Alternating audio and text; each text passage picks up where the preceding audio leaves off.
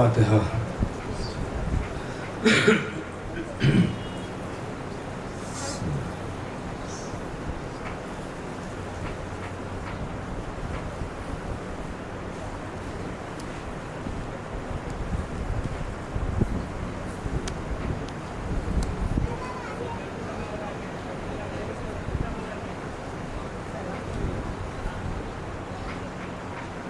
اعوذ باللہ من الشیطان الرجیم، بسم اللہ الرحمن الرحیم۔ الحمد للہ الاول قبل کل اول والآخر بعد کل آخر، المعروف من غیر ربیہ، الخالق من غیر ربیہ، الذی لم یزل قائما دائما، اذ لا سماع ذات ابراج ولا حجب ذات ارتاج ولا لیل داج ولا بحر ساج ولا جبل ذو فجاج ولا فرد ذو لجاج ولا عرض ذات نہاد ولا خلق ذو تماد، ذالک مبتدئ الخلق ووارثہ والہ الخلق ورازقہ۔ الصلاۃ والسلام علی النبی الأمی المکی المدنی القرشی الہاشمی التہمی السید البہی السراج المضیء الکوکب الدری البشیر النذیر السراج المنیر الطور الطاہر الدر الفاخر العلم الظاہر البحر الزاخر المنصور المؤید الرسول المسدد المصطفى الامجد حبیب الہ العالمین ابی الزہراء محمد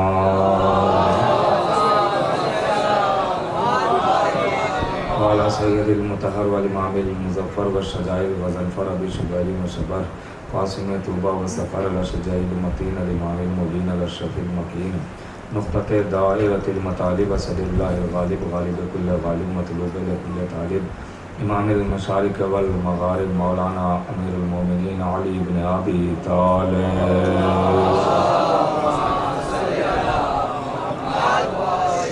وعلی سیدۃ النساء الانسیۃ الحوراء ام الائمۃ النقباء النجباء بنت خیر الانبیاء الطاہرۃ المطہرہ البتول العذراء الصدیقہ بالاقوال الرضیہ بالمقالہ المرضیہ بالدلالہ الراضیہ بالعدالہ سیدۃ النسوان حبیبۃ حبیب الرحمن فاطمۃ الزہراء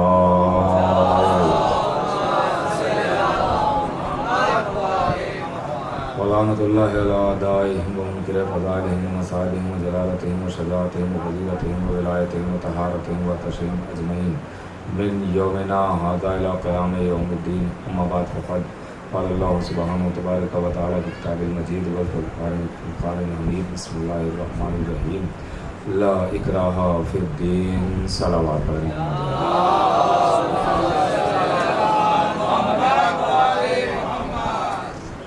حضرات گرامی خاتم المؤمنین، کل آغاز ہوا اسی آیہ کریمہ کے ذیل میں، اور آج اس کا دوسرا مرحلہ ہے، دوسری گفتگو۔ چند باتیں کوشش کروں گا آپ تک پہنچانے کی۔ کل بھی میں نے آپ کی خدمت میں عرض کیا کہ جہاں جبر ہو، تشدد ہو، زبردستی ہو، وہاں بندوں کا خود کا بنایا ہوا دین ہو سکتا ہے، اللہ کا بنایا ہوا دین نہیں ہو سکتا، اس لیے کہ اللہ خود کہہ رہا ہے لا اکراہ فی الدین، دین میں کوئی جبر نہیں، تو جو اللہ جو بنائے گا وہاں جبر نہیں ہوگا، وہاں زبردستی نہیں۔ اور اگر جبرن ہی منوانے پر نبی کریم یا اللہ آ جاتا تو پھر آج کوئی بھی دنیا میں غیر شیعہ نہ ہوتا۔ اگر جبرن منوانے پہ آ جاتا تو کوئی بھی غیر شیعہ نہ ہوتا۔ جس کے پاس ذوالفقار جیسی تلوار ہو، علی جیسی کلائی ہو، تو اگر وہ جبرن منوانا چاہتا تو کون غیر شیعہ ہوتا؟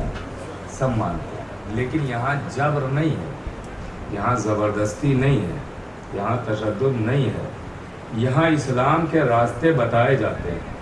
اس کے بعد آپ کی عقل پر چھوڑ دیا جاتا ہے کہ آپ کی عقل سلیم کدھر لے کے جا رہی ہے۔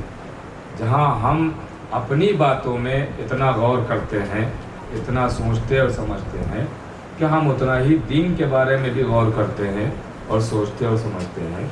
جو میرا عنوان ہے آپ کے ذہن میں ہے، باہر ہی لکھا ہوا ہے، آپ دیکھ سکتے ہیں کہ آج کا دور قابل غور ہے۔ اسی بات پہ قابل غور ہے کہ انسان ہر بات میں غور کرتا ہے مگر اسلام کی جب بات آتی ہے تو اس میں کوئی توجہ ہی نہیں کرتا ہے، کوئی غور ہی نہیں کرتا ہے۔ ہر شے تسلیم کرنے میں، ماننے میں غور کرے گا، لیکن اگر کوئی انسان آ کے کچھ بھی کہتا ہے فوراً ماننے کے لیے تیار ہو جاتا ہے۔ آپ اپنا ایک معیار قائم کریں، ایک کسوٹی بنائیں کہ جو اہل بیت کا نہیں ہے وہ کوئی کچھ بھی کہتا رہے، ہمارا نہیں ہو سکتا۔ یہ ایک معیار بنا لیں کہ جو اہل بیت کا نہیں ہے وہ ہمارا کہاں سے ہو جائے گا۔ تو ایک پہلے ذہن بنائیں، اپنا ایک اپنی کسوٹی بنائیں، ایک اپنا معیار بنائیں کہ ہمیں ہر آنے والے کو پہلے اس معیار پہ تولنا ہے کہ وہ اہل بیت سے الگ تو نہیں کر رہا ہے، جو چیزیں اہل بیت سے منسوب ہیں ان سے دور تو نہیں کر رہا ہے۔ اس کے بعد پھر اس کی باتوں پر دھیان دینا ہے، اس کی زبان پر غور کرنا ہے۔ غور کر رہے ہیں میرے عزیزو؟ تو یہ پہلے معیار ہونا چاہیے۔ ایسا نہیں ہے کہ جو بھی کوئی آئے اور جو بھی بتائے وہ سب سچ ہوتا ہے، نہیں۔ جب تک آپ معیار نہیں بنائیں گے اس وقت تک آپ کہیں جا نہیں سکتے ہیں، آپ کے پاس کوئی راستہ ہی نہیں ہے۔ پہلے معیار ہمارا ہونا چاہیے ہے کہ ہم کدھر کس کسوٹی پہ تولے سامنے والے، تو وہ معیار رحم اللہ من قرأ الفاتحہ۔ بسم اللہ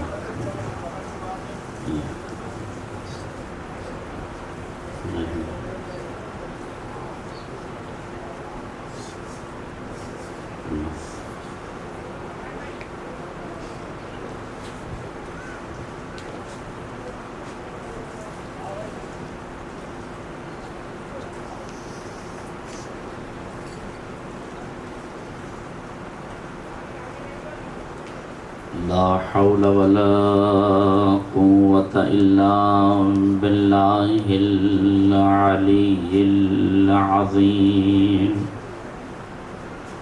حسبنا الله ونعم الوكيل، نعم المولى ونعم النصير۔ الحمد لله رب العالمين، والصلاة والسلام على أشرف الأنبياء والمرسلين، هو الذي صاحب التاج والمعراج والبراق والعلم، دافع البلاء والوباء والقحط والمرض والألم، اسمه مكتوب مرفوع منقوش في اللوح والقلم، جسمه مقدس معطر مطهر منور في البيت والحرم، وصلى الله على سيد الثقلين ونبي الحرمين وإمام القبلتين، محبوب رب المشرقين والمغربين، مولى الكونين جد الحسنين أبي القاسم محمد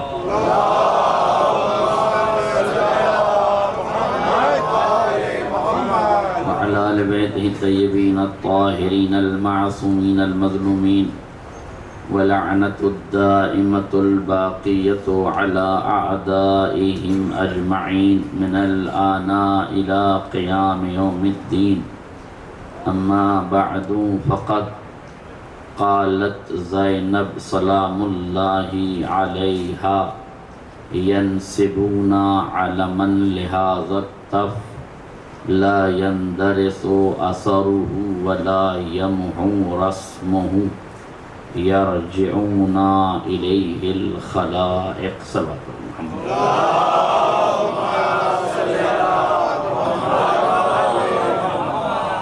گزارش ایک مرتبہ سورہ حمد، 3 مرتبہ سورہ اخلاص سنا کر مرحوم محمد صالح ابن محمد الیاس، مرحومہ شمیم بانو بنت عبداللہ، مرحوم جہانگیر مرزا ابن عبداللہ، مرحوم سراج حسین ابن شاہد حسین کی روح سے، جملہ مومن مومنات کی روح سے.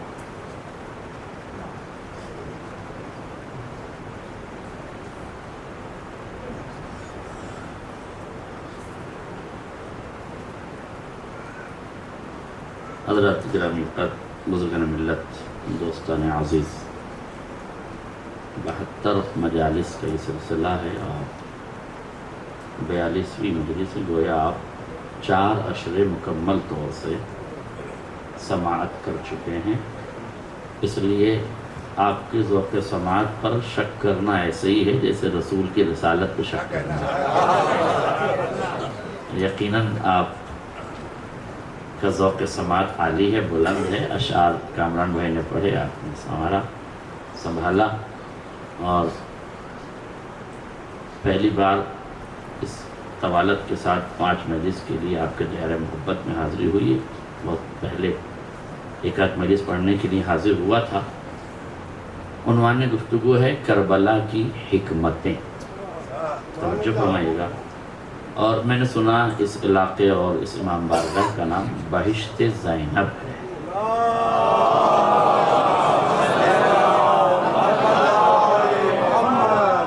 تو ارادہ کیا کہ کربلا کی حکمتیں جناب زینب علیہ مقام کے اعتبار سے اور توسل سے ان کی ذات پر ہی انشاءاللہ کوشش کی جائے کہ ان کے کارناموں کو ان 5 مجلسوں میں بیان کرنے کی کوشش کی جائے۔ سر دست چونکہ پوری دنیا میں مجالس ہو رہی ہیں اور ہوتی رہتی ہیں، اس کے لیے ایک فکر آپ تک پہنچانا چاہتا ہوں۔ ذرا سا تحمل کیجیے گا، تھوڑی سی اردو ہو سکتا ہے ثقیل ہو جائے، مگر بات بھاری نہیں ہوگی انشاءاللہ۔ اس عالم ہست و بود میں ابتدائی آفرینش سے آج تک ہزاروں واقعات و حادثات و سانحات نے صفحہ کرتاس پر جنم لیا۔ حضرت آدم سے لے کے سرکار خاتم تک، سرکار ختمی مرتبت سے لے کر آج تک نہ جانے کتنے واقعات رونما ہوئے، کتنے حادثات وجود میں آئے، کتنے سانحات نے جنم لیا، مگر جیسے جیسے وقت گزرتا رہا ویسے ویسے واقعات کے خد و خال مزمحل ہوتے چلے گئے۔ جیسے جیسے زمانہ آگے بڑھا، وقت کی دیمک نے واقعات کے اوراق کو چاٹ کے ختم کر دیا۔ جیسے جیسے گردش لیل و نہار نے اپنا رخ دکھانا شروع کیا، سانحات کے رخساروں کی سرخی پھیکی پڑنے لگی، ان کا وجود عدم کے سناٹے میں ڈھکیلا جانے لگا۔ ہر واقعہ کمتر بیشتر، کمتر سے کمتر ہوتا گیا، اس کی اہمیت کم سے کم تک ہوتی گئی۔ ہر واقعہ اپنے زمانے میں ایک حیثیت کا حامل رہا، مگر گزرتے ہوئے وقت نے اس کے قدموں میں زنجیریں ڈال دی۔ کبھی اس نے کہنگی کا لباس زیب تن کر دیا، کبھی فرسودہ خیالات نے اسے حالات کی تبدیلی میں لا کر کھنڈروں میں ڈھکیل دیا ہے۔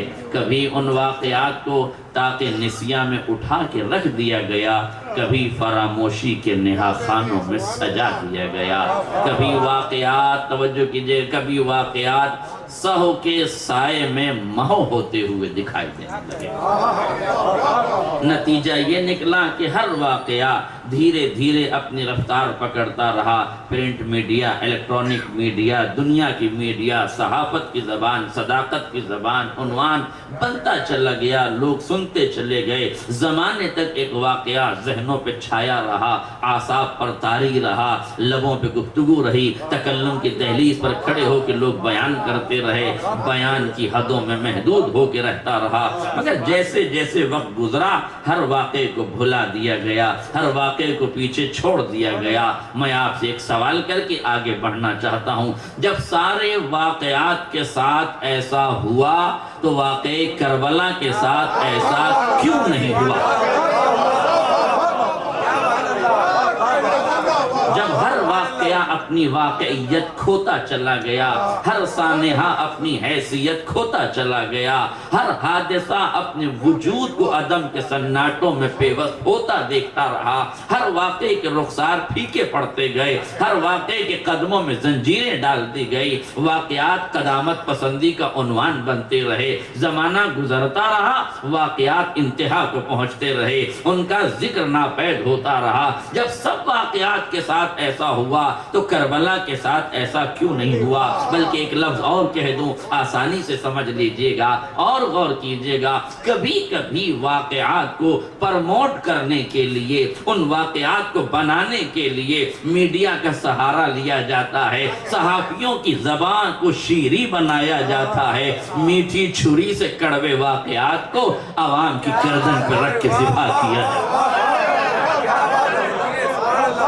واقعے کو آگے بڑھانے کے لیے ووٹوں کا سہارا لیا جاتا ہے، دولت کا سہارا لیا جاتا ہے، ثروت کا سہارا لیا جاتا ہے، حاکمیت کے زیر نظر تاریخیں لکھی جاتی ہیں، ملوکیت کے سائے میں دستاویزات تیار کیے جاتے ہیں، حاکم کے حکم نامے پر واقعات کو تبدیل کیا جاتا رہتا ہے۔ ایک لفظ کہہ دوں، آپ بیدار ہو جائیے، اس لفظ کو سمجھ لیجئے۔ میں کرنٹ افیئر سے ٹچ کرنے کی ضرورت محسوس کرتا ہوں، اس لیے اس دور میں مجھے کربلا سمجھانا کوئی مشکل کام نہیں ہے۔ ایک لفظ ہے، اگر آپ اسے سنبھال لیجئے تو میری محنت وصول ہو جائے گی۔ غور کیجئے گا میں کیا عرض کرنا چاہتا ہوں۔ آج کربلا کے واقعے کو سمجھنے کے لیے ایک جملہ کافی ہے، آج تک جیسے جیسے ہم تاریخ میں واقعات پڑھ رہے ہیں، جیسے جیسے واقعات کو تصویر کیا جا رہا ہے، جیسے جیسے واقعات کو بدلا جا رہا ہے،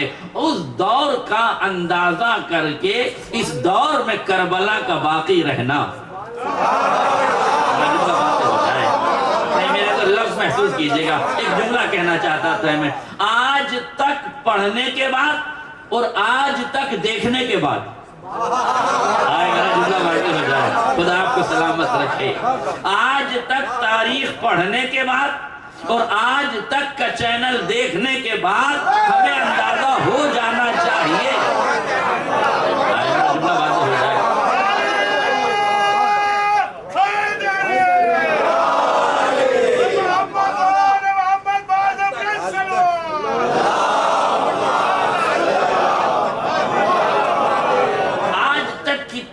پڑھنے کے بعد، آج تک کا نظریہ دیکھنے کے بعد ہمیں پتہ چل جانا چاہیے کس طرح قاتلوں کو ساہوکار بنایا جاتا ہے، کس طرح مقتولین کو بے ایمان بتایا جاتا ہے، کس طرح قاتلوں کو اچھا بتایا جاتا ہے، شہیدوں کو دہشت گرد بتایا جاتا ہے۔ کیا اس آج تک کے چینل کی آج تک آپ کو وہ حرکت یاد نہیں ہے جب قاسم سلیمانی کو یہ کہا گیا کہ آتنکی کی بیٹی انصاف مانگ رہی ہے؟ اللہ اللہ، یہ کب سے شہیدوں کو آتنکوادی کہا جانے لگا؟ یہ کب سے اس ملک کی 26 نرسوں کو بچانے والا مجاہد آتنکوادی ہو گیا؟ اگر اس ملک کی عزتوں کو بچانے والے آتنکوادی ہیں تو پھر اس ملک میں زناکاروں کا سمان کرنا ہی شاید محبت کی علامت بن گئی۔ اگر قاتل کو ساہوکار بتایا جا رہا ہے، مقتول کو آتنکوادی بتایا جا رہا ہے، لہو پلانے والوں کو لہو کا دشمن بتایا جا رہا ہے، لہو چوسنے والوں کو دوست بتایا جا رہا ہے، شرابیوں کا ساتھ دیا جا رہا ہے، نمازیوں پہ نعوذ باللہ لعنت کی جا رہی ہے، ارے دو ہی تو آپشن ہے تمہارے پاس، جیسے کل امت مسلمہ کے پاس دو آپشن تھے، یا تو یزید کو خلیفہ مانو یا حسین کو خلیفہ مانو، تمہاری مرضی ہے، یزید کا خاندان بھی دیکھ لو، حسین کا خاندان بھی دیکھ لو، یزید کا کردار بھی دیکھ لو، حسین کا کردار بھی دیکھ لو، یزید کے اعمال بھی دیکھ لو، حسین کے اعمال بھی دیکھ لو، یزید کے صفات بھی دیکھ لو، حسین کے صفات بھی دیکھ لو، یزید کا خانوادہ بھی دیکھ لو، حسین کا خانوادہ بھی دیکھ لو، اختیار تمہارے ہاتھ میں ہے، یزید شرابی ہے، حسین نمازی ہے۔ آئے میرا جملہ واضح ہو جائے، یزید شرابی ہے، حسین نمازی ہے، امت مسلمہ کو اختیار ہے، چاہے شرابیوں کو خلیفہ مان لو یا نمازیوں کو خلیفہ مان لو۔ میرے عزیزوں مگر آپ نے تاریخ میں دیکھا ہے نا خلیفہ کس کو مانا گیا کس کو نہیں مانا گیا، کون قتل کرنے کے لیے آ گیا اور کون مقتول ہو گیا۔ آپ غور کیجئے کہ حالات کہیں سے کہاں پہنچ گئے ہیں۔ میں یہی تو پوچھنا چاہ رہا ہوں، دو لوگ آپ کے ساتھ ہیں، ایک ڈونلڈ ٹرمپ تھا جس نے قتل کیا، ایک مقتول تھا قاسم سلیمانی تھا جو قتل کیا گیا۔ پوری دنیا جانتی ہے کہ ڈونلڈ ٹرمپ شرابی ہے، قاسم سلیمانی نمازی ہے۔ اب دنیا کو اختیار ہے، چاہے امریکہ کے تلوے چاٹ کے شرابیوں کی طرف چلے جاؤ یا شہیدوں کی عظمت کا اقرار کر کے نمازیوں کی طرف۔ ایک صلوات پڑھ دیں محمد والا۔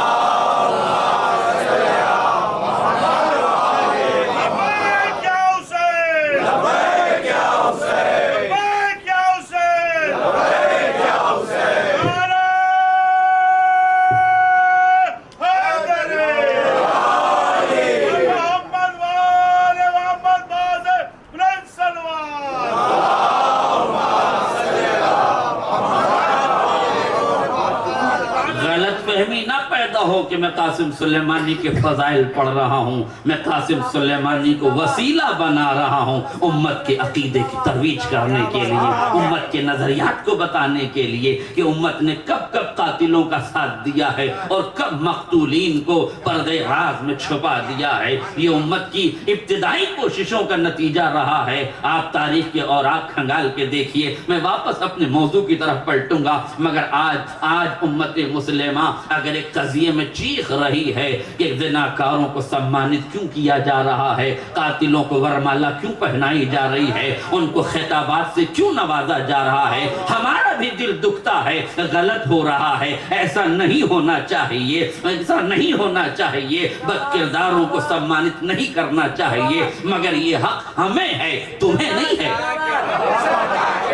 تاریخ میں یہ بات پیش کرنے کا حق ہمیں ہے، منبروں سے پڑھنے کا حق ہمیں ہے، سولی پہ چڑھ کے بتانے کا حق ہمیں ہے۔ تمہیں نے یہ ادھیکار نہیں دیا ہے، تمہیں یہ حق حاصل نہیں ہے، اس لیے کہ تم نے بھی یہی کیا تھا۔ جیسے ہی تمہیں پہلی خلافت ملی، تم نے قتل و غارت گری شروع کر دی، مالک ابن نویرہ کا قتل کر دیا، اور وہ قاتل جو زنا کر کے واپس پلٹا ہے، حکومت نے ورمالا ڈال کے اسے سمانت کر دیا ہے، سیف اللہ کا خطاب دے دیا ہے،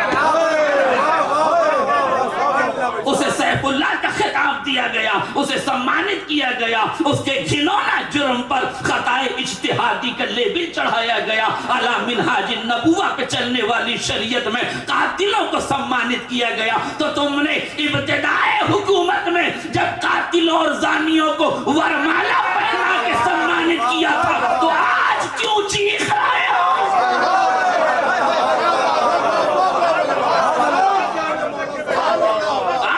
چیخ رہے ہو؟ تمہارا چیخنا یہ بتا رہا ہے، کل اگر تم نے خلافت اولیٰ میں یہ چیخ و پکار کی ہوتی، انصاف کی آواز کو بلند کیا ہوتا، خدا کی بارگاہ میں قاتلوں پہ لعنت کی ہوتی، ہر قاتل کو رضی اللہ نہ کہا ہوتا، تو آج قاتل سمانت نہ کیے جاتے۔ ایک صلوات پڑھ دے محمد علیہ۔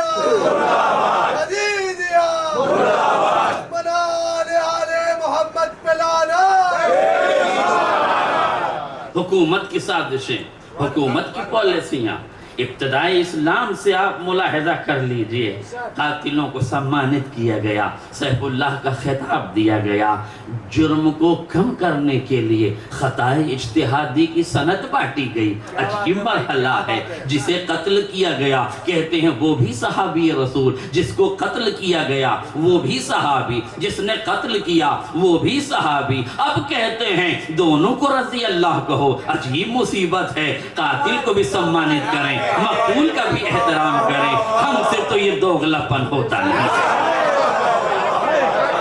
ہم سے تو یہ دوغلاپن ہوتا نہیں، آپ کی مرضی ہے، جو آباء و اجداد نے کیا ہے اولاد اسی سنت پہ چل رہی ہے، اسی سیرت پہ چل رہی ہے۔ آج اسمبلی میں بل پاس کیا جا رہا ہے، صحابہ کی محبت کا دعویٰ کیا جا رہا ہے، جج کے خلاف ہیش ٹیگ لگایا جا رہا ہے، یہ صحابہ کا دشمن ہے۔ کون صحابہ کا دشمن ہے؟ قسم خدا کی کوئی صحابہ کا دشمن نہیں ہے، مگر قاتلوں سے محبت کسی کو نہیں ہے، زناکاروں سے محبت کسی کو نہیں ہے، بد کرداروں سے محبت کسی کو نہیں ہے، پیشہ ورانہ مجرموں سے محبت کسی کو نہیں ہے۔ آج اگر مطالبہ کیا جا رہا ہے اسمبلی میں اس بات کا، واقع فتق نہ پڑھا جائے، اس لیے کہ فتق پڑھایا جائے گا امت مسلمہ کے دلوں پہ ٹھیس ہوگی۔ لعنت ہو تمہاری فکروں پر، تمہیں رسول کی امت کا خیال ہے، رسول کی دختر کا خیال ہے،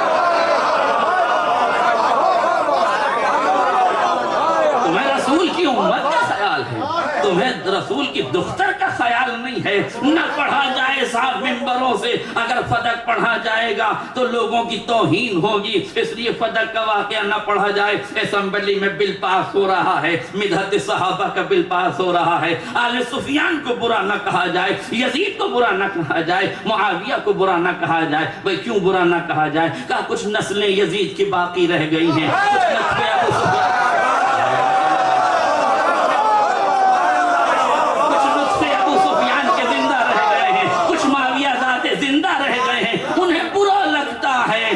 نسلوں کو برا لگتا ہے۔ میں یہی تو پوچھ رہا ہوں، انہیں برا کیوں لگتا ہے؟ انہیں برا کیوں لگتا ہے؟ بھئی بروں کی برائی کرنے سے صرف بروں کو برا لگنا چاہیے۔ ہم تبرہ کہاں کرتے ہیں؟ غلط فہمی ہے آپ کی کہ ہم تبرہ کرتے ہیں، ہم تو ایک وظیفہ ہے جو انجام دیتے ہیں۔ ہمارا کام ہے اچھوں کو اچھا بتانا، بروں کو برا بتانا۔ جو اچھے ہیں انہیں اچھا لگتا ہے تو تولا کہتے ہیں، جو برے ہیں انہیں برا لگتا ہے تو تبرہ کہتے ہیں۔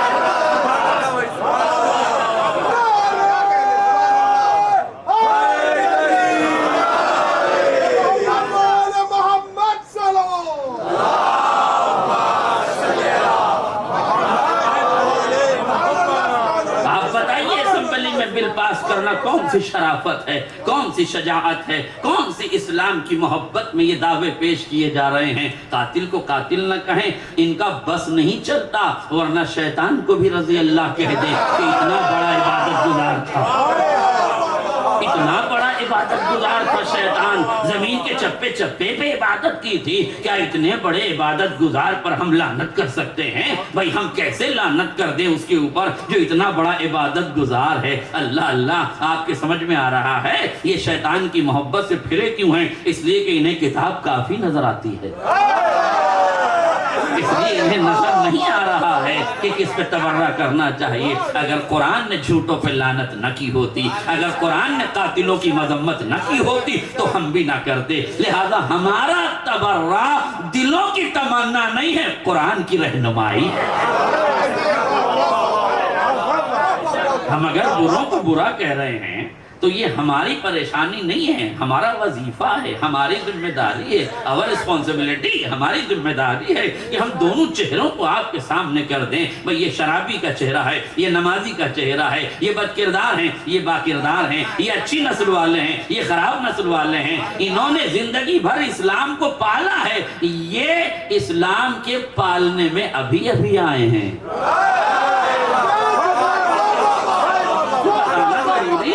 ارے 8 ہجری میں اسلام لانے والے فتح مکہ میں غلام زادے،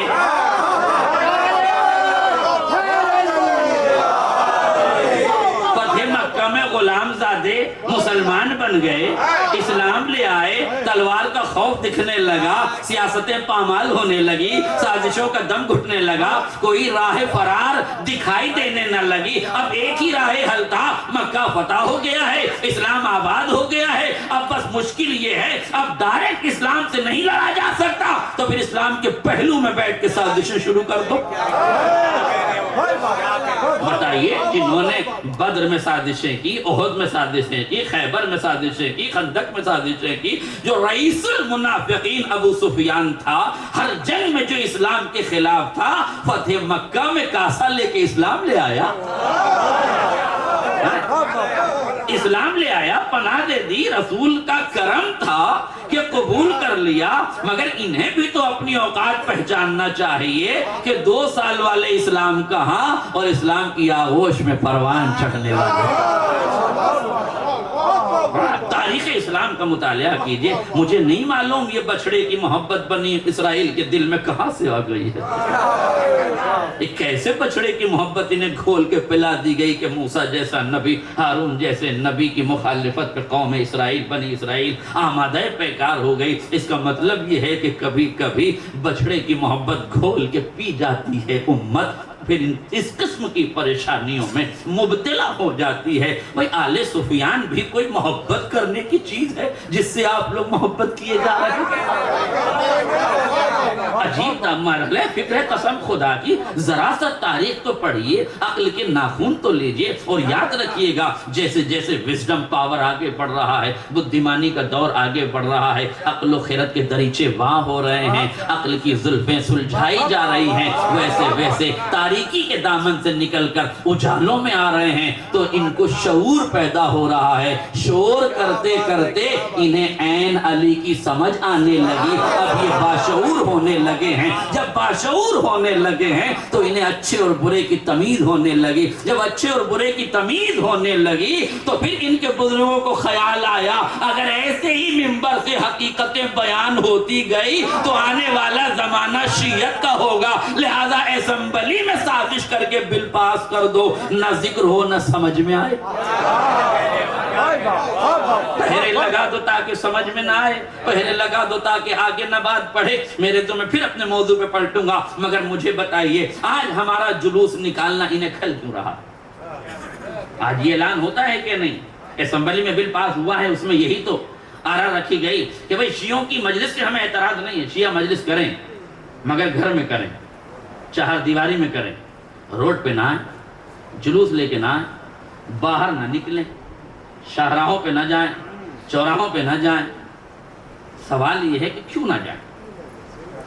اور کیجئے گا کبھی اس بات پر، میں کسی چیز کا مطالبہ کر رہا ہوں تو اس کے پیچھے کوئی مقصد ہونا چاہیے، کوئی ہدف ہونا چاہیے، کیوں منع کیا جا رہا؟ میں ایک چھوٹا سا واقعہ پڑھتا ہوں۔ اظہر حسنین زیدی پاکستان کے بہترین خطیب اپنے زمانے کے، بلکہ یہ سمجھ لیے کہ اس دور میں جتنی بھی خطابت ہو رہی ہے سب مرحوم کا چربا ہے، اپنا کس کا ہے؟ اپنا پڑھنے کے لیے تو خون جگر چاہیے، کاپی رائٹ کا ادھیکار تو سب کو ہو گیا آج کل۔ ایک صلوات پڑھیں محمد علیہ وسلم۔ اس چوری کے دھندے کے زمانے میں خطیب سے پہلے خطیب کا میٹر پہنچ جاتا ہے، یہ بڑی پریشانی۔ اور آپ یہ بتائیے کہ جس خطیب کو اپنا میٹر بنانا نہیں آتا وہ امت کی ہدایت کیا کرے گا؟ جو اپنا پڑھنے کی صلاحیت نہ رکھے وہ پھر ہدایت کے دعوے دار بن جاتے ہیں ممبر سے۔ عجیب مرحلہ ہے فکر قصیدہ۔ انہوں نے ایک واقعہ لکھا، بہت خوبصورت واقعہ انہوں نے لکھا ہے، مگر اس کو تاریخ کے پیمانے پر میں نے چھلکانے کی کوشش کی ہے، تاریخ سے میں نے اس کو مرتبط کرنے کی کوشش کی، ذرا توجہ کیجئے گا۔ کہتے ہیں کہ ایک گاؤں میں ایک ضعیفہ تھی، اس کا ایک بیٹا تھا، اس کا بیٹا بڑا باشعور تھا، باکردار تھا، باعلم تھا، گیانی تھا اور بدھیمانی تھا، اور وہ چاہتا تھا کہ قوم کو اندھیروں سے نکال کر علم کے اجالوں میں لے آئے، جہالت سے نکال کر علم میں لے آئے، تعصب و تنگ نظر سے ہٹا کر انہیں بھائی چارگی اور اتحاد کی دعوت پر آمادہ کر دے۔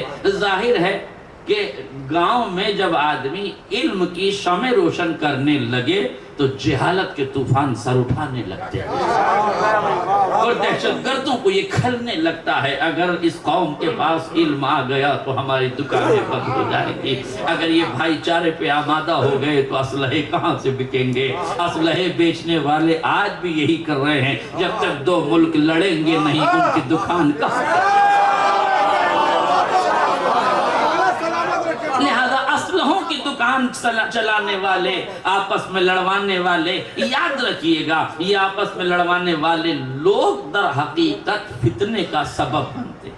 یہی لوگ فتنہ گر ہیں، یہ اپنے مفاد کے لیے کام کرتے ہیں۔ اس سے بچنا ہر آدمی کا ضروری ہے۔ کسی نے ایک واقعہ پڑھا تھا، اس واقعے کی طرف ذرا سا میں اشارہ کر دوں تاکہ بات واضح ہو جائے۔ ایک شکاری نے ایک تیتر کو پکڑا تھا، تیتر کو پکڑنے کے بعد اس نے پال لیا، اور پالنے کے بعد اسے بادام پیس کر، پستے پیس کر، اخروٹ پیس کر، یعنی جتنے بھی ڈرائی فروٹ تھے پیس کر گولیاں بنا کر اسے دیا کرتا تھا۔ وہ لطف اندیز ہوا کرتا تھا، لذت میں آیا کرتا تھا۔ اب اس کو تیتر کو یہ پڑھانا شروع کیا کہ میں جال ڈال کر تجھے وہاں رکھوں گا، دانہ ڈالوں گا، تو چیخ پکار کر کے اپنی قوم کو مدد کے لیے پکارنا۔ جب تیری قوم مدد کے لیے آئے گی تو میرے جال میں پھنس جائے گی، جب جال میں پھنس جائے گی میں تجھے آزاد کر دوں گا، باقی کو تیرے سامنے قتل عام کر دوں گا۔ اور یہی کرتا تھا، اس کو رکھتا تھا جال میں، وہ چیختا تھا، قوم سوچتی تھی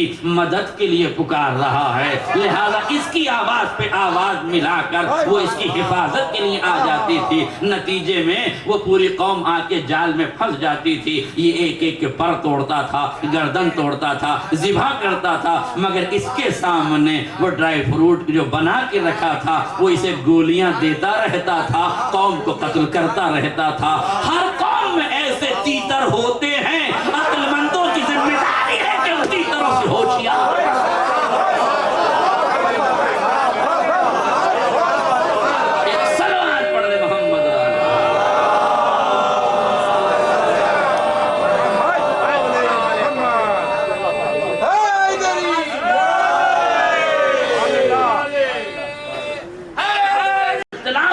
والے یہ تیتر بہت ہیں۔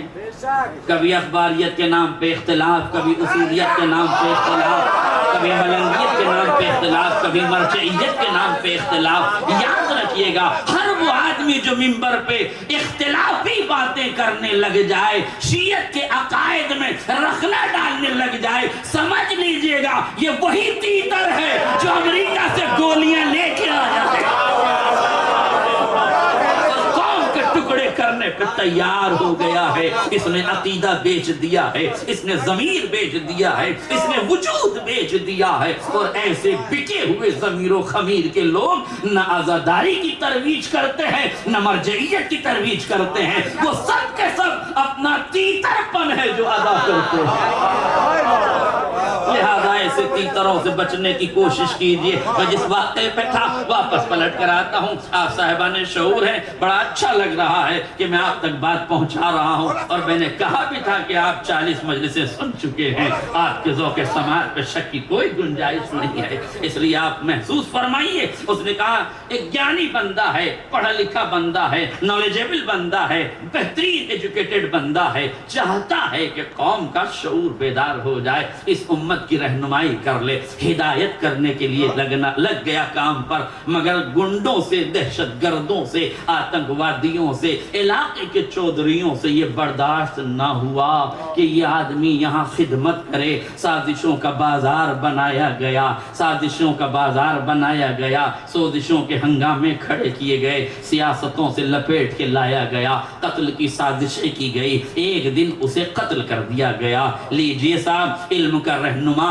علم کی رہنمائی کرنے والا، ہدایت دینے والے کے چراغ حیات کو گل کر دیا گیا، مار دیا گیا۔ ایک ضعیفہ تھی، کیا کرتی، مجبور ہو کر اس نے پولیس تھانے کا رخ کیا، مگر اللہ اکبر، ہر زمانے میں خاکی تو بکی ہوئی نظر آئی ہے، ہر زمانے میں خاکی بکی ہوئی نظر آئی ہے۔ خدا سلامت رکھے ان خاکیوں پر جو بے ایمانی پہ خاک ڈال کر خاکی کی عظمت کا خیال رکھتے ہیں۔ غور کیجئے گا، لہذا جو بے ایمان ہے وہ بے ایمان ہے، جو ایماندار ہے وہ لائق سلام ہے، جو بے ایمان ہے وہ قابل لعنت ہے۔ ہمارا تو دستور یہی ہے صاحب، اچھوں کو سلام کرتے ہیں، بروں پہ لعنت کرتے ہیں، اچھوں کو اچھا لگتا ہے، بروں کو برا لگتا ہے۔ اچھے اپنے شجرے سے ہیں، اس لیے ان کو اپنے شجرے اچھے لگتے ہیں، بروں کا نطفہ اپنا برا ہے، انہیں اس لیے ان کا برا لگتا ہے۔ دونوں کی اپنی اپنی مجبوری ہے، ہمارا اس میں کوئی دخل نہیں ہے۔ لہذا پولیس میں رپورٹ لکھوائی گئی، FIR درج کی گئی، مگر کوئی سننے والا نہیں ہے۔ یہی تو ہو رہا ہے نا، ایک کے خلاف ہزاروں FIR ہیں مگر اسے گرفتار نہیں کیا جا رہا ہے۔ وہی مجرم کسی کے خلاف FIR درج کر دے، اس عالم کو پکڑ لیا جاتا ہے۔ اس کا مطلب کیا ہے؟ اس کا مطلب یہ ہے کہ جب تھانے بک جائیں، جب پولیس بک جائے، جب انصاف کا دم نکل جائے تو نتائج یہیں تک آتے ہیں۔ جرأتوں کا زمانہ ہے میرے عزیزوں، خوف و ہراس کربلا سے دور کر دے گا۔ بیان کی جرأت آپ کے درمیان میں ہونی چاہیے، سچ سننے کی ہمت ہونی چاہیے۔ اگر آج تک دیکھنے کے بعد بھی سچ بولنے کا ہنر پیدا نہ ہوا تو پھر کب تبرہ کرو گے؟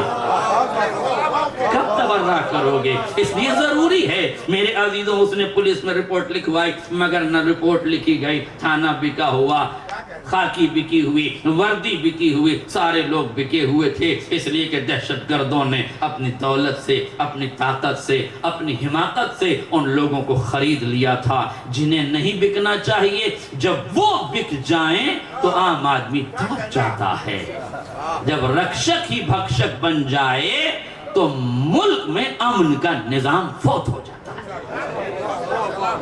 اس لیے ضروری ہے کہ جس کی ذمہ داری حفاظت کی ہے وہ حفاظت کرے۔ اگر رات میں سڑکوں پر جسے تنخواہ دے کے ڈنڈا لے کے رکھا گیا ہے کہ دکانوں کی حفاظت کرنا، اگر وہی چوروں کے ساتھ مل کے دکانوں کو لٹوانے لگ جائے تو پھر انصاف کا گلا نہ گھٹ جائے گا تو پھر کیا ہوگا؟ نتیجہ یہی ہوا، رپورٹ نہ لکھی گئی، پولیس نے کوئی ایکشن نہیں لیا، اس لیے کہ دولت کی فراوانی نے سب کچھ بہا کے لے گئی۔ کون غربت، کون سی مظلومیت، کسی کی کوئی اوقات نہیں ہے۔ جو حیثیت والے ہیں، جو دولت والے ہیں، جن کا سورس چلتا ہے، ان کی بات سنی جاتی ہے۔ نتیجہ یہی ہوا۔ میں اس دور کی بات کر رہا ہوں، پتہ نہیں آپ کس دور میں چلے گئے۔ بھائی میں مدینے کی بات کر رہا ہوں، پتہ نہیں آپ کہاں چلے گئے ہیں۔ صاحب میں اپنے لفظوں کا ذمہ دار ہوں، کسی کے ذوق سماعت کا ذمہ دار نہیں۔ ہاں، میں اپنے لفظوں کا ذمہ دار ہوں اور ایک ایک لفظ کا ذمہ دار ہوں۔ جو میں پڑھ رہا ہوں اس کے آگے پیچھے کا مجھے معلوم ہے۔ یہ کوئی نہ سمجھے کہ میں کسی کا چرا کے پڑھ رہا ہوں، میں اپنا بنا کے پڑھتا ہوں۔ یہ میرا خون جگر ہے جو تقریروں کو پلایا ہوا ہے، اس لیے آپ بالکل متوجہ رہیں۔ میں اپنے بیان کا پورا ذمہ دار ہوں۔ میں کوئی بات منبر سے غلط بیانی کا حقدار نہیں ہوں، میں غلط بیانی منبر سے نہیں کرتا ہوں، پوری ذمہ داری سے بات کرنے کی کوشش کرتا ہوں کہ ذمہ داری ادا ہو جائے۔ لہذا نہ پولیس نے رپورٹ لکھی، ظاہر ہے کہ جہاں پولیس بکی ہوئی ہو وہاں عدالت، وہاں وکیل، وہاں نیادھیش، وہاں نیائے پالیکا، وہاں گواہ، وہاں وکیل، سب کے سب خرید لیے گئے۔ اور گواہوں کا بکنا تو تاریخ میں عام ہے، ججوں کا بک جانا تو عام ہے، وکیلوں کا بک جانا تو عام ہے، بد کرداروں کا وکیل بن جانا جب عام ہے، زانیوں کا وکیل بن جانا جب آسان ہے، قاتلوں کا وکیل بن جانا جب آسان ہے، گنڈے اور موالیوں کا انصاف کی تحریک پر کھڑے ہو کے انصاف کا گلا دبانا جب ہنر بن جائے تو پھر ایسے سماج میں آپ کس کو انصاف دلا سکتے ہیں؟ لہذا سلام ہے اس جج پر جو ان حالات میں بھی انصاف کی دیوی کے ترازو کو تھامے ہوئے، انصاف کو تھامے ہوئے ہے، اسے سلام ہے ہمارا۔ ہر وہ انسان جو انصاف کی بات کرتا ہے وہ ہمارے لیے لائق سلام ہے۔ غور کیجئے گا، نہ رپورٹ لکھی گئی، نہ عدالت میں قضیہ گیا، نہ کچھ ہوا، نتیجہ یہ ہوا کہ بڑھیا ضعیفہ پریشان ہو گئی۔ مگر میرے عزیزوں، جب سب ساتھ چھوڑ دیں تو خدا ساتھ ہوتا ہے۔ نہیں توجہ کر رہے آپ؟ جب سب ساتھ چھوڑ دیں نا تو خدا ساتھ دے۔ پوری خدائی ایک طرف ہوتی ہے، خدا ایک طرف ہوتا ہے۔ تو تاریخ نے دیکھا ہے خدائی کبھی نہیں جیتی، خدا والا کبھی نہیں ہارا۔ خدائی کبھی جیتی نہیں، خدا والا کبھی ہارا نہیں۔ یہ ضعیفہ خدا والی تھی، اس لیے ہار کا سوال نہیں. اس کے مقابل میں ساری خدائی ایک طرف تھی. نتیجہ یہ ہوا کربلا کی حکمتوں پہ آیا ہوں نا میں. حکمت ملاحظہ فرما لیجئے, جلوسوں کی حکمت آپ کے سمجھ میں آ جائے. آج مقدماتی گفتگو ہے, کل سے تفصیل انشاءاللہ پیش کروں گا, لہذا بس آج اتنا سمجھ لیں کہ ضعیفہ نے حکمت اختیار کی. حکمت کیا تھی؟ چوراہے پر بیٹھ گئی اور 10 منٹ کے لیے مقتول کا ذکر خیر کرنے لگی. توجہ کیجئے گا, مقتول کا ذکر خیر کرنے لگی. 10 منٹ وہ روزانہ چوراہے پر بیٹھتی تھی. 5 منٹ مرحوم مقتول بیٹے کے فضائل پڑھتی تھی. میرا بیٹا عالم تھا, علم والا تھا, گیانی تھا, ایجوکیٹڈ تھا, علم دینا چاہتا تھا, جہالت سے نکالنا چاہتا تھا, اندھیرے دور کرنا چاہتا تھا. وہ امت کے لیے امید کی کرن بن گیا تھا, وہ نجات کا سفینہ بن گیا تھا, وہ حالات سے لوگوں کو لڑنا سکھا رہا تھا, وہ ظلم کے خلاف آواز اٹھانا سکھا رہا تھا, وہ جرأت بیان سکھاتا تھا, وہ جرأت اظہار سکھاتا تھا, وہ قوت و طاقت سے لڑنا سکھاتا تھا, وہ غربت میں رہ کے بھی حکمت کو پالنا سکھاتا تھا. فضائل پڑھ رہی ہے, فضائل پڑھ رہی ہے. بیٹا ایسا تھا, بیٹا ایسا تھا, بچپن سے ایماندار تھا, کبھی اس نے حرام لقمہ نہیں کھایا, کبھی اس نے برائی نہیں کی, کبھی وہ غلط راستے پہ نہیں چلا, کبھی اس نے کوئی نشہ نہیں کیا, نشے کے خلاف رہا, اس نے شراب نہیں پی, شرابیوں کے خلاف رہا, وہ نماز پڑھتا رہا, بے نمازیوں کے خلاف رہا, وہ شریعت پہ عمل کرتا رہا, شریعت والوں کے مخالف پہ عمل نہ کرنے والوں کا مخالف بن کے رہا. 5 منٹ روزانہ فضائل پڑھتی تھی, پھر 5 منٹ مصائب پڑھتی تھی. ایسا بیٹا ظلم کے ہاتھوں مارا گیا, ظالموں کے ہاتھوں مارا گیا, قاتلوں کے ہاتھوں مارا گیا, اس نسل کے ذریعے سے مارا گیا جس کی بنیادیں ظلم پہ رکھی گئی ہیں, اس لہو کے ذریعے سے مارا گیا جن کا خون گندا تھا, ان لوگوں کے ذریعے سے مارا گیا جن کے ہاتھوں پر مظلوموں کے, جن کی آستین پر مظلوم کے خون کے دھبے تھے, ان لوگوں نے مارا جن کا مزاج قاتلانہ تھا, ان لوگوں نے مارا جن کا خانوادہ قاتلانہ تھا. روزانہ 5 منٹ فضائل, 5 منٹ مصائب, 10 منٹ کی مظلومیت کی حکمت کا اعلان. پورے گاؤں میں کھلبلی مچا گیا. اللہ اکبر, پورے گاؤں میں کھلبلی مچا گیا. اب جو قاتل تھے, جو چودھری تھے, جو دہشت گرد تھے, جو انسانیت کے دشمن تھے, جو مانوتا کے دشمن تھے, جو ہیومینٹی کے دشمن تھے, انہوں نے جب یہ دیکھا کہ یہ بڑھیا 5 منٹ فضائل پڑھتی ہے, 5 منٹ مصائب پڑھتی ہے, ایک مرتبہ گاؤں کے پنچوں کو جمع کیا. اسمبلی تک میں لے کے جا رہا ہوں آپ کو. ہاں, میں ہندوستان کی سرزمین سے پاکستان کی اسمبلی تک لے کے جا رہا ہوں. اگر سمجھ جائیں تو خدا آپ کو سلامت رکھے, جو سمجھ جائیں انہیں میری طرف سے سبحان اللہ. اور جو اسے بھی نہ سمجھے پھر خدا ہی سمجھے کہ وہ کب سمجھیں گے. اس لیے دیکھیے, اس ملک سے میں اس ملک تک جا رہا ہوں اور ببانگے توحل جا رہا ہوں, اور یہ کہنے میں مجھے کوئی بھی آپتی نہیں ہے کہ چاند پر جھنڈا گاڑنا اور ہے, جھنڈے پہ چاند بنانا اور ہے. انصاف والے ہی ترقی کرتے ہیں, ظلم والوں نے کل ترقی کی تھی نہ آج ترقی کر اور نہ کل کر پائیں گے اگر ظلم اسی طریقے سے آباد رہا. اگر اسمبلیوں میں آل محمد کے خلاف بل پاس ہوں گے تو یہ اسمبلی آل سفیان کی تو بنے گی, آل عمران کی نہیں بنے گی. لہذا بڑھیا نے جب 5 منٹ فضائل, 5 منٹ مصائب پڑھنا شروع کیے اور فوراً لوگوں کو خیال آیا, قاتلوں کو خیال آیا. انہوں نے گاؤں کے پنچوں کو جمع کیا, گاؤں کے انصاف پسندوں کو جمع کیا, گاؤں کے اہل عقل و شعور کو جمع کیا. کہنے لگے بھائی اس بڑھیا کا یہاں سے رونا دھونا بند کیا جائے. اس کو رونا ہے تو یہ گھر کی 4 دیواری میں روئے, چوراہے پر نہ آئے. آگے میں اپنے اعتراف کی. اسے فضائل پڑھنا ہے تو گھر میں پڑھے, اسے مظلوم کے مصائب پڑھنا ہے تو گھر میں پڑھے, اسے ہم پہ تبرہ کرنا ہے تو گھر میں پڑھے, اسے ہم پہ لعنت کرنا ہے تو گھر میں کرے. یہ کھلے میدان میں, زیر آسمان, دھلی دھوپ میں, کھلے آسمان میں, کھلے میدان میں اس کا تبرہ قابل برداشت نہیں ہے, اس کا بیان قابل برداشت نہیں ہے. گاؤں کے انصاف پسندوں نے پوچھا, شکر ہے کہ گاؤں میں انصاف پسند تھے, ہمیں تو تاریخ میں انصاف پسند ملے نہیں. بنی امیہ کے دسترخوان پر روٹیاں توڑنے والا تبری کب آپ آپ کو کربلا کی حقیقت دکھانے پہ آمادہ ہوگا.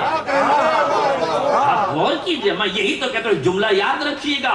پوری امت مسلمہ سے چیلنج آمیز لہجے میں, ملت تشیع سے بھی, امت مسلمہ سے بھی ایک گزارش کروں گا, جب بھی تاریخ پڑھیے ضرور پڑھیے تاریخ, مگر آنکھوں پر محمد و آل محمد کی محبت کا چشمہ لگائیے, پھر پڑھیے, تاکہ بنی امیہ کی سازشیں ایک طرف کر دو, صاف صاف تاریخ پڑھتے چلے جائیں. یاد رکھیے گا, جب کوئی آدمی محمد و آل محمد کی محبت کا چشمہ اتار کے تاریخ پڑھتا ہے تو پھر بہکنے لگتا ہے. پھر بڑے بڑے امام ابا کبا کو ہم نے الجھتے ہوئے دیکھا ہے, انہیں لڑکھڑاتے ہوئے دیکھا ہے, ان کے قدموں میں ارتعاش دیکھا ہے, ان کے عقیدوں پہ قدغن لگتے ہوئے دیکھا ہے, اس لیے کہ انہوں نے قداست کا لباس تو زیب تن کر لیا مگر آنکھوں پر محبت کا چشمہ نہ لگا سکے. نتیجے میں دشمن کی سازشیں ہی نہ سمجھے, اور اپنوں سے جتنا نقصان ہوا اتنا تو دشمن بھی نہ کر سکے. جتنا نقصان اپنوں سے ہوا ہے اتنے تو دشمن بھی نہ کر سکے. نہ جانے کیسے کیسی حماقتوں کو حقیقتیں بنا کے پیش کیا جا رہا ہے, نہ جانے کس نطفے کا کون سا اثر ہے جو نہ جانے کب رنگ دکھا دیتا ہے. اہل فکر و شعور کا مجمع ہے, کہنے لگے بڑھیا کا یہ انداز ہمیں اچھا نہیں لگتا, یہ ضعیفہ یہاں بیٹھ کے فضائل پڑھتی ہے, مصائب پڑھتی ہے, ہمیں برداشت نہیں ہوتا ہے, اس کا رونا بند کیا جائے. لوگوں نے پوچھا بھائی تم نے مار دیا, قتل کر دیا, چراغ علم کو گل کر دیا, انسانیت کا چراغ گل کر دیا, تم نے اسے طوفان مصیبت میں ڈھکیل دیا, بس گھر کو آگ لگانا ہی باقی تھا, ورنہ چراغ محبت تو جلا چکے ہو, تم نے سب کچھ کر لیا ہے, اب تمہیں کیا پریشانی ہے؟ ایک بڑھیا ہے, ایک ضعیفہ ہے, چوراہے پہ بیٹھ کے کسی پہ لعنت کر رہی ہے, تمہارا نام تو نہیں لیا,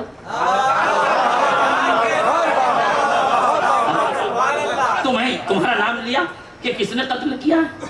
بھئی فلاں ابن فلاں تو نہیں کہا نا. اس کا مطلب یہ کہ حکمت کے تقاضے ہی یہ ہیں کہ نام کیوں لیتے ہو, کرداروں پہ لعنت کرو, اور کردار خود نام سمجھ جائیں گے. بھئی ہم تو فدق پڑھ رہے تھے, ہم نے کسی کا نام تھوڑی لیا ہے, نسل کو خود پتا چل گیا کہ ابا مجرم ٹھہرائے گئے.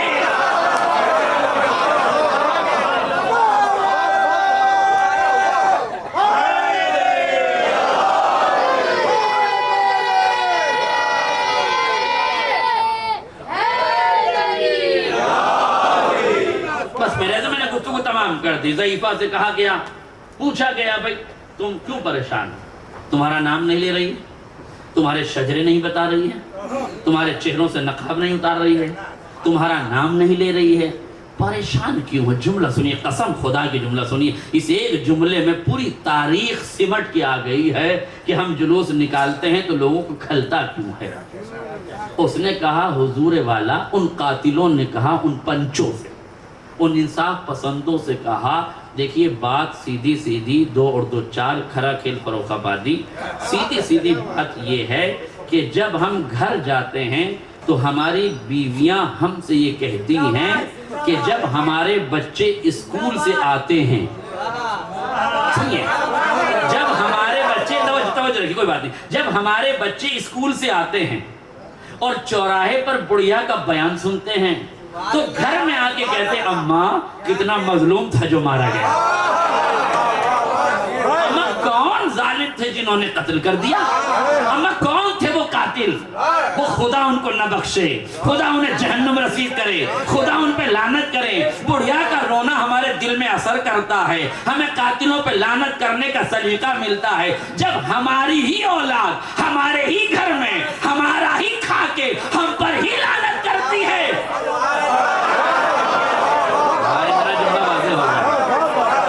تو ہمیں کھلتا ہے کہ یہ گھر میں روتی تو کسی کو پتا نہ چلتا, اب ہمارے بچوں کو پتا چل رہا ہے. اب سمجھ میں آیا اسمبلی میں قانون کیوں بن رہا ہے, اس لیے کہ شیعت کی مجلس ہے, اہل سنت کے نوجوانوں کو بتا رہی ہے حسین مقتول تھے, یزید قاتل تھا, معاویہ قاتل تھا, ابو سفیان قاتل تھا, شمر قاتل تھا, خونی قاتل تھا. جب قاتلوں کی نسلوں کو یہ پتا چلا تو اپنی ماؤں سے پوچھنے لگے یزید کون تھا, آل سفیان کون تھے, معاویہ کون تھا, ظالم کون تھا. جب جیسے جیسے بتانے لگے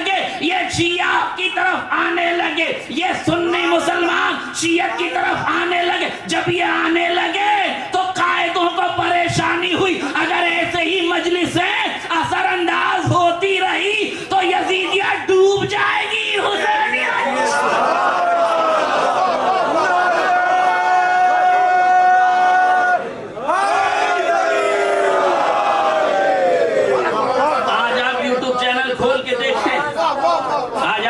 چینل کھول کے دیکھیں کتنے روشن خیال اہل سنت کے مفکر و مبصر و مدبر ہیں جو تدبیر سے حکمت سے کام لیتے ہوئے کربلا پڑھا رہے ہیں. کتنی آسانی سے وہ ولایت سمجھا رہے ہیں, کتنی آسانی سے وہ کسی کی خلافت کو باطل کر رہے ہیں. ایک لفظ میں خلافت باطل ہو جاتی ہے. من کنت مولا فہذا علی مولا. پیغمبر نے فرمایا جس کا میں مولا ہوں اس کے علی مولا ہیں. بہت آسان سے ترجمہ سن لیجئے مولا کا. مولا کے معنی ہے حاکم, آقا. آقا کس کا ہوتا ہے؟ کوئی غلام ہونا چاہیے کہ نہیں؟ آقا کس کا ہوتا ہے؟ غلام کا آقا ہوتا ہے نا. پیغمبر آقا ہے. پوری دنیا نبی کے غلام ہے کہ نہیں؟ بتاؤ مسلمانوں, تم نبی کے غلام ہو کہ نہیں؟ ہو نا. کوئی مسلمان کہہ سکتا ہے ہم نبی کے غلام نہیں ہیں؟ نبی کے غلام ہیں. آقا کون ہے؟ نبی. اب نبی نے فرمایا جس کا میں آقا اس کے علی آقا. اب جیسے امت نبی کی غلام ویسے امت علی کی غلام. کون سی عقل کہتی ہے کہ آقاؤں کے ہوتے ہوئے غلام ذاتوں کو حکومت کرنے کا حق ہے؟ کون سی عقل کہتی, کون سی فکر کہتی؟ اب سمجھ میں آیا یہ چوراہوں پہ نکل کے یا حسین کرنا یزیدی نسل کو کھلتا کیوں ہے. اس لیے کہ اس دور کے بدھیمانی کے دور کے وزڈم پاور کے دور کے عقل کی ترقی کے دور کا سنی مسلمان گھر جا کے اپنی اماں سے پوچھتا ہے اماں حسین کو کس نے مارا, اماں حسین کو کس نے شہید کیا. اب اماں بتاتی ہے میرے لال شہید کرنے والے تو تیرے ہی آبا و اجداد تھے. تمہاری ہی طرف شجریں پلٹتی ہیں, تمہاری ہی طرف نسلیں پلٹتی ہیں. میرے عزیزوں اس خیال میں نہ رہیے گا کہ لوگ یہ کہتے ہیں کہ کوفے والوں نے مارا اور کوفے والے شیعہ تھے. اس جملے کو واضح کر کے بات آگے بڑھا کے ختم کر دیتا ہوں. یہی تو کہا جاتا ہے کوفے والوں نے مارا. کہتے ہیں کوفے والوں نے مارا, کوفے والے شیعہ تھے. مجھے بتاؤ کوفے والے کیسے شیعہ تھے؟ شیعت کی دلیل کیا ہے کوفے والوں کی؟ کہا مولانا انہوں نے جناب مسلم کی بیعت کی تھی, مسلم کے ہاتھوں پر ہاتھ رکھ کے بیعت کی تھی اور امام وقت کی بیعت کی تھی. اگر امام حسین کی بیعت کرنے سے کیا کوئی شیعہ نہیں ہوتا؟ ہم نے کہا بالکل شیعہ ہو جاتا ہے. امام حسین کی بیعت کرنے, ہم نے کہا رکیے, خالی امام کی بیعت کرنے سے شیعہ نہیں ہوتا, امام کی بیعت پہ مرنے سے شیعہ ہوتا ہے. شیعت کی پہچان یہ بیعت کرنا نہیں, بیعت کر کے باقی رہنا, باقی رہ کے اسی پہ مر جانا. اگر تم کہتے ہو کہ مسلم کی بیعت کرنے سے 18,000 کوفی شیعہ ہو گئے تھے, انہوں نے ہی حسین کو قتل کیا, تو میں پوچھ رہا ہوں صحیح صحیح کتابوں کی صحیح صحیح روایت ہے کہ 1.25 لاکھ حاجیوں نے علی کے ہاتھ پہ بیعت کی تھی.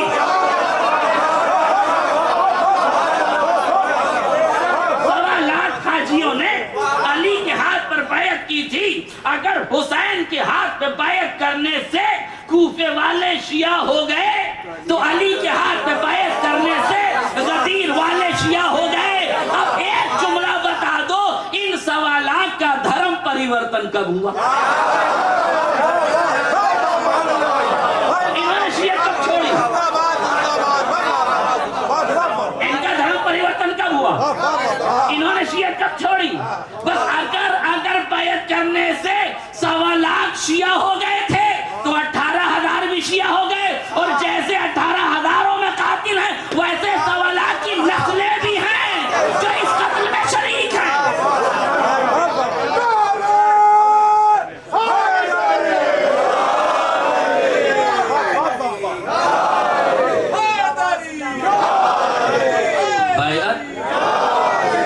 بیعت کرنے سے شیعہ نہیں ہوتا میرے عزیزوں, بیعت پر استدامت استدامت سے استقامت، استقامت سے صراط صبر پر قیام، اور اس قیام سے جام شہادت۔ یہ ہے تشیع کی علامت۔ ہم نے پھر جانے والوں کو کبھی مانا ہی نہیں، ہم نے پھیرنے والوں کی تو نماز قبول نہیں کی۔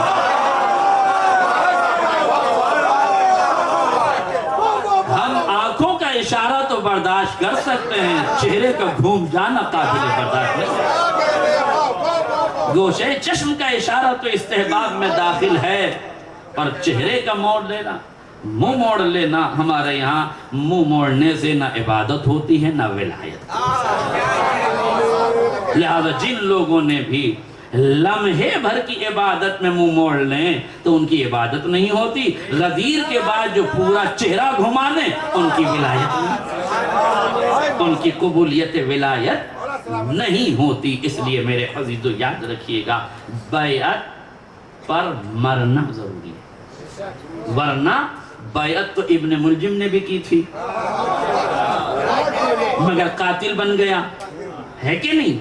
تو بیعت کرنے سے اگر کوئی شیعہ ہوتا ہے تو خارجی بھی شیعہ ہو گئے، بیعت کرنے سے کوئی شیعہ نہیں ہوتا۔ ہاں بیعت پہ مرنے سے شیعہ ہوتا ہے۔ حور یزید کا غلام رہا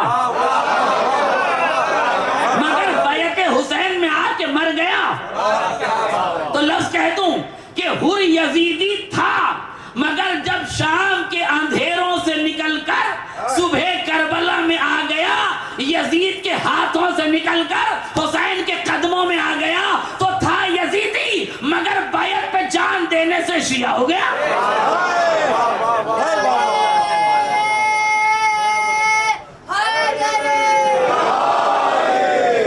اور بس آخری فقرہ گفتگو تمام، اور بات آ گئی، ایک جملہ اور سن لیجیے۔ یزید کا غلام تھا نا، تنخواہ کہاں سے پاتا تھا؟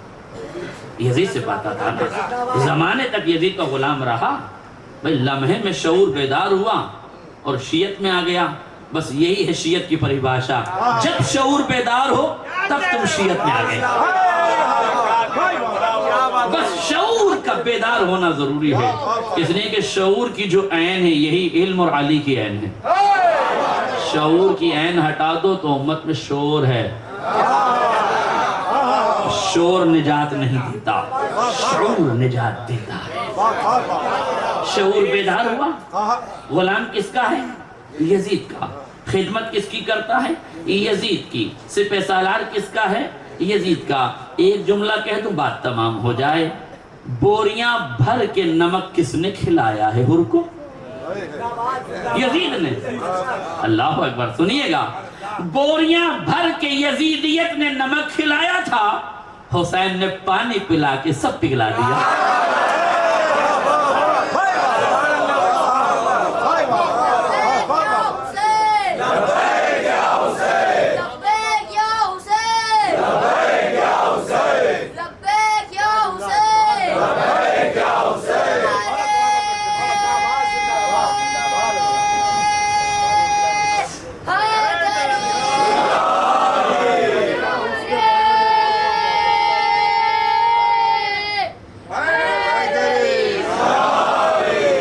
توجہ کیجیے گا، میں نے ختم کر دی دعا، وقت میرا ہو گیا، مجھے کوشش کرنا ہے کہ 1 گھنٹے میں اپنی بات کو تمام کر دوں۔ توجہ فرمائیے گا، ہو سکتا ہے آج 2-4 منٹ زیادہ ہو جائیں، معذرت چاہتا ہوں چونکہ پہلا دن تھا، اور اب دیکھیے ساری غلطی میری نہیں ہے، آپ نے بھی آنے میں تاخیر کی ہے نا، تو آپ ذرا سے جلدی آ جائیں گے تو مجھے حوصلہ مل جائے گا، نہیں تو پھر ہو سکتا ہے آدھا گھنٹہ اور جھیلنا پڑے آپ کو۔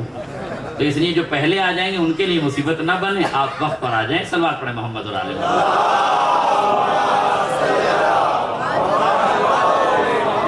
دن ہمیں رہنا ہے تو آپ کو 4 دن اور جھیلنا پڑے گا، تو ذرا سا اس وقت کا خیال کریں۔ شکریہ۔ بس میں آخری جملہ کہنا چاہتا ہوں، حر کو یزیدیت نے زندگی بھر نمک کھلایا، حسین نے پانی پلا کے سب پگھلا دیا۔ اب تو امت کو سمجھ آنا چاہیے، آل سعود، آل یہود، آل سفیان، سب سے میں ایک وعدہ اور ایک چیلنج کرتا ہوں، سال بھر تم امت کو نمک کھلاتے رہو، ہم 3 دن سبیلے لگائیں گے۔ تم سال بھر نمک کھلاؤ، ہم 3 دن سبینے لگائیں گے، جیسے حسین نے پانی پلا کے یزیدیت کا نمک برباد کیا، ہم وہابیت و یہودیت و سعودیت کا نمک برباد کریں۔ وعدہ ہے ہمارا، تم نمک کھلا کے بس سبیل تک بھیج دو، باقی ہمارا کام ہے۔ تم سبیل تک لے آؤ، سبیل ہدایت دینا ہمارا کام ہے۔ یہی تو حضرت ابراہیم کہتے تھے، پروردگار مہمان کو ضیافت کرنا، دسترخوان تک لانا میری ذمہ داری تھی، اب ان کے دلوں کو جھکا دینا تیری ذمہ داری۔ ہم بھی یہی کہہ رہے ہیں، لے آؤ لوگوں کو تبرک حسین تک، ایک لقمہ ان کے گلے سے اتروا دو، باقی ذمہ داری ہماری۔ یہ آل محمد کا فرمان ہے۔ بس میرے تو گفتگو تمام ہو گئی، بات تبرک کی آ گئی تو ایک جملہ یاد رکھیے گا، عظمت تبرک کا خیال رکھا کیجئے۔ ہماری ہر ایک کی ذمہ داری ہے، ہمیں جو تبرک ملے اس کا خیال کریں، جتنا کھانا ہو اتنا لیجئے، پھینکیے نہیں، ضائع نہ کیجئے، جتنا کھا سکتے ہیں اتنا آپ کا حق ہے، جو کھا کے بچ جائے اسے ضائع کرنے کے بعد آپ کو روز حشر اس کا حساب دینا پڑے گا، اس لیے یاد رکھیے گا۔ اور تمہیں نہیں معلوم، آپ کو نہیں معلوم اس تبرکات میں کن کن شخصیتوں نے کس کس طریقے سے اپنا حق ادا کیا۔ ایران کے ایک عالم دین ذاکر الخطیب تھے، وہ مجلسیں پڑھا کرتے تھے، معروف خطیب۔ عاشور کا دن تھا، بچوں کی، ایک چھوٹے بچوں کی انجمن تھی، 4-5 سال کے بچوں کی انجمن کے 4-5 سال کے بچے آغا کے پاس آئے، کہنے لگے آغا جون ایک مجلس ہماری بھی پڑھ دیجئے، صرف 5 منٹ کی مجلس آپ کو پڑھنا ہے، جس میں مصائب سرکار سید الشہداء پڑھنا ہے۔ انہوں نے کہا بیٹا مجھے دن بھر میں 7 مجلسیں پڑھنی ہیں، بڑے بڑے پروگرام پڑھنے ہیں، میں تمہارا پروگرام نہیں لے سکتا، مگر بچے حسینی بچے تھے، ضد پہ آ گئے، کہا نہیں آغا جا بس 5 منٹ ہی کی تو بات ہے، اپنے قیمتی وقت سے وقت نکال لیجئے۔ آغا نے کہا چلو ٹھیک ہے، میں 5 منٹ کا وقت نکال لیتا ہوں، بس اس سے زیادہ نہیں پڑھ سکوں گا۔ انہوں نے کہا بچوں نے کوئی بات نہیں، 5 منٹ۔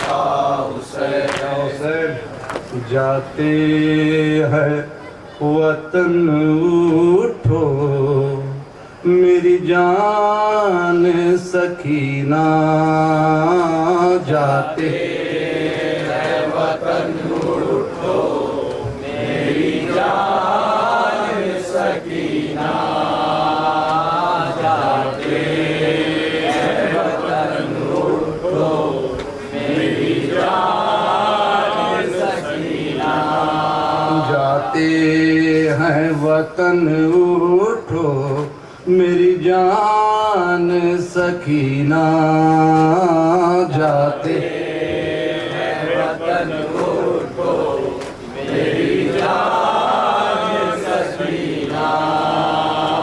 جاتے ہیں وطن اٹھو میری جان سکینہ، جاتے ہیں وطن اٹھو میری جان سکینہ، جاتے ہیں وطن اٹھو میری جان سکینہ، جاتے ہیں وطن اٹھو میری جان سکینہ، جاتے ہیں وطن اٹھو میری جان سکینہ، طاقت حق بے حد ارمان سکینہ جاتے ہیں وطن اٹھو میری جان سکینہ جاتے ہیں وطن اٹھو میری جان سکینہ آیا ہے تیرا تھی نہ ہوا پھر سے یہ غوغل آیا ہے تیرا تھی نہ ہوا پھر سے یہ غوغل اٹھ جا کے ذرا دیکھیے اٹھ جا کے ذرا دیکھیے پہچان سکینہ جاتے ہے وطن اٹھو میری جان سکینہ جاتے ہے وطن اٹھو میری جان سکینہ تیار سبھی بیٹھے ہیں بس تیری کمی ہے تیار سبھی بیٹھے ہیں بس تیری کمی ہے گھر جانے کا سب ہو گیا گھر جانے کا سب ہو گیا سامان سکینہ جاتے ہے وطن اٹھو میری جان سکینہ جاتے ہے وطن اٹھو میری جان سکینہ ڈر جاؤ گی تنہا یہاں تم کیسے رہو گی ڈر جاؤ گی تنہا یہاں تم کیسے رہو گی اب گھر بھی یہ ہو جائے گا اب گھر بھی یہ ہو جائے گا سنسان سکینہ جاتے ہے وطن اٹھو میری جان سکینہ جاتے ہے وطن اٹھو میری جان سکینہ بھائی کی امانت کو یہاں کیسے میں چھوڑوں بھائی کی امانت کو یہاں کیسے میں چھوڑوں ویران ہے سنسان ہے ویران ہے سنسان ہے زندان سکینہ جاتے ہے وطن اٹھو میری جان سکینہ جاتے ہے وطن اٹھو میری جان سکینہ کیا بھائی کو بتلا ہوں گی میں جاتے ہے بیٹی کیا بھائی کو بتلا ہوں گی میں جاتے ہے بیٹی اٹھ جاؤ چلو ساتھ میں اٹھ جاؤ چلو ساتھ میں قربان سکینہ جاتے ہے وطن اٹھو میری جان سکینہ جاتے ہے وطن اٹھو میری جان سکینہ بابا سے نہ مل پائی وطن جا نہ سکی تم بابا سے نہ مل پائی وطن جا نہ سکی تم پورے نہ ہوئے ایک بھی پورے نہ ہوئے ایک بھی ارمان سکینہ جاتے ہے وطن اٹھو میری جان سکینہ جاتے ہے وطن اٹھو میری جان سکینہ بابا سے جدا تم بھی اسی طرح رہی ہو بابا بھی اسی طرح رہی ہو، جیسے کسی جزدان سے، جیسے کسی جزدان سے قرآن سکینہ جاتے ہیں وطن کو میری جان سکینہ، جاتے ہیں وطن کو میری جان سکینہ. کوئی نہیں جو شمع جلاتا، کوئی نہیں جو شمع جلاتا یہ لہد پر، کوئی نہیں جو شمع جلاتا یہ لہد پر. زندہ کے اندھیرے میں، زندہ کے اندھیرے مہمان سکینہ جاتے ہیں وطن اٹھو میری جان سکینہ، جاتے ہیں وطن اٹھو میری جان سکینہ. اس کم دن میں تم نے بہت دکھ ہے اٹھائے، اس کم دن میں تم نے بہت غم ہے اٹھائے. یہ سن کے ہے منظر بہت، یہ سن کے ہے منظر بہت حیران سکینہ. ویلا حسین ویلا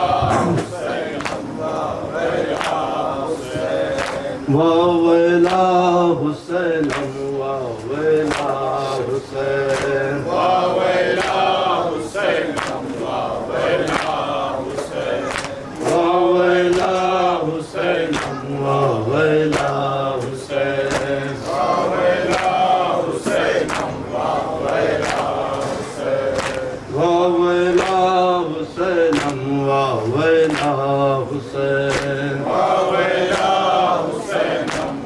ویلا حسین حسین.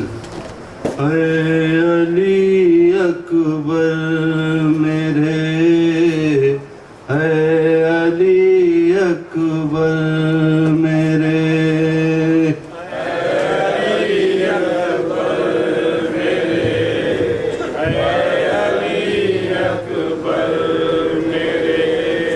اے علی اکبر میرے، اے علی اکبر میرے، اے علی اکبر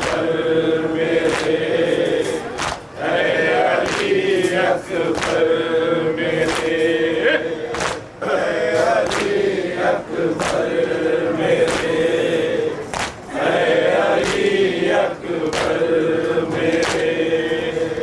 کھو گئے ہو تم کہاں ڈھونڈتی مادر، اے علی اکبر میرے، اے علی اکبر میرے، اے علی اکبر میرے، اے علی اکبر میرے. زخم سینے پر لگا اور جگر تک سد گیا، خون سے رنگین ہے سرزمین کربلا.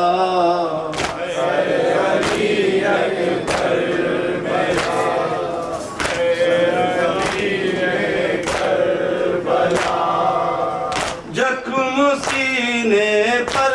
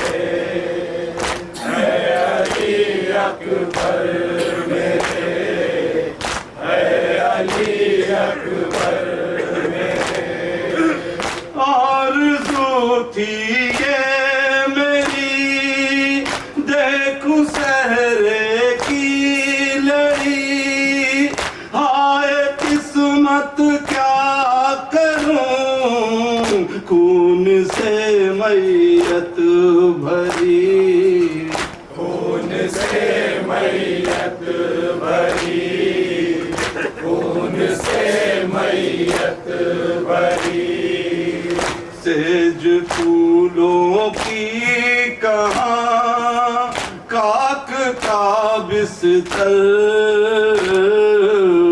اے علی اکبر میرے اے علی اکبر میرے اے علی اکبر میرے اے علی اکبر میرے محسنوں یاور نہیں شاہ کا لشکر نہیں سو گئے عباس بھی گود میں اصغر نہیں گود میں اصغر نہیں گود میں اصغر نہیں سینکڑوں رندوں مہن اور ایک ہے سرور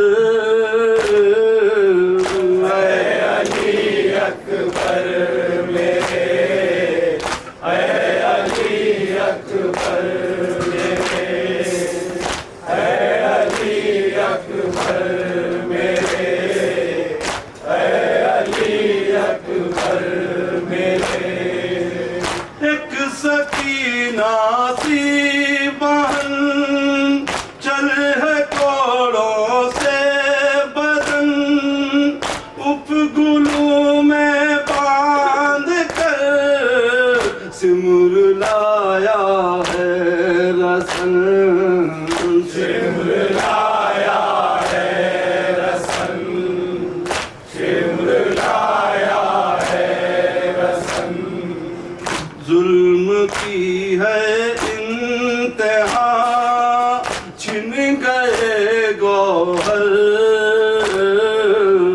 اے علی اکبر میرے اے علی اکبر میرے اے علی اکبر میرے اے علی اکبر میرے توک کا آزار ہے عابد بیمار ہے زینب و کلثوم ہر شام کا بازار ہے شام کا بازار ہے شام کا بازار ہے بعد تیرے اہل شر لے گئے چادر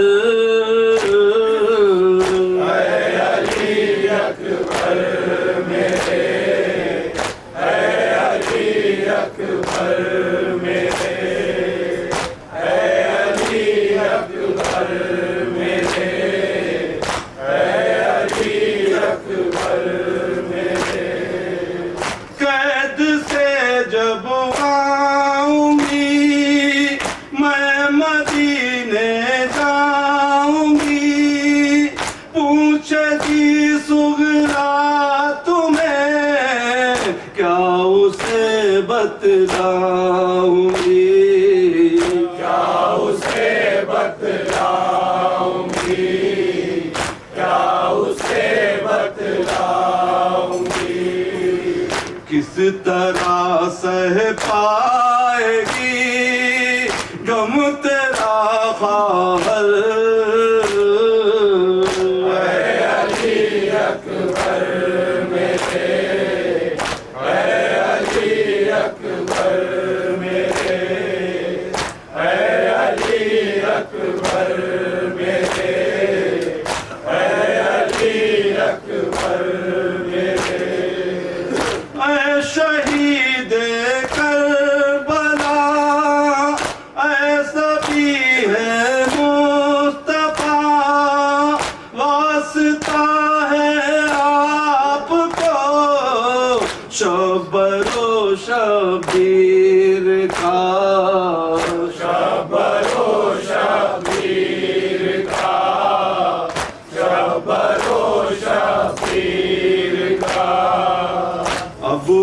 وطن کی لیجیے کچھ خبر اکبر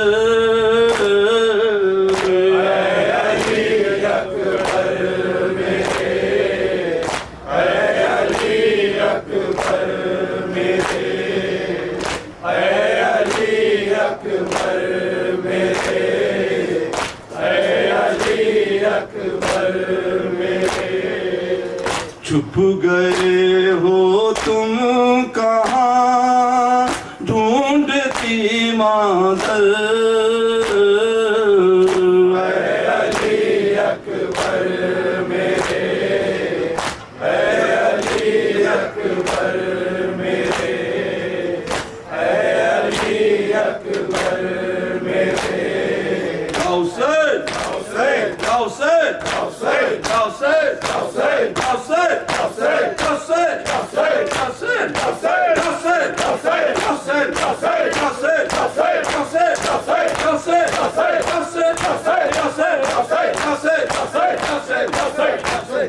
محمد وآل محمد صلی اللہ علیہ وسلم.